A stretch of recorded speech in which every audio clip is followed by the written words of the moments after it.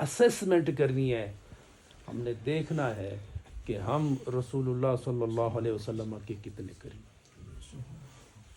اور عربی کا ایک جملہ ہے کہ من احب شیئا اکثر ذکرہ، من احب شیئا، ڈاکٹر صاحب، اکثر ذکرہ، کہ جو جس سے محبت کرتا ہے کثرت سے اسی کا ذکر کرتا ہے۔ جو جس سے محبت کرتا ہے نا وہ کثرت سے اسی کا ذکر کرتا ہے۔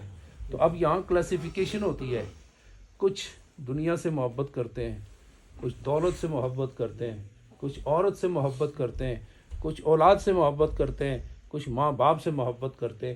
ہر ایک کا اپنا زاویہ نگاہ اور زاویہ فکر ہے، لیکن قربان جائیں اس مومن پر، اس ولی اللہ پر کہ جو محبت کرے تو اللہ سے، محبت کرے تو رسول اللہ سے۔ ان کی مجلسوں کا یہ رنگ ہوتا ہے کہ جب ان کی مجلس میں بیٹھیں، وہ بولیں یا نہ بولیں، ان کے سانسوں کی برکت جب مجلس میں شامل ہوتی ہے تو انہیں خدا کی محبت بھی مل جاتی ہے، رسول خدا کی محبت بھی۔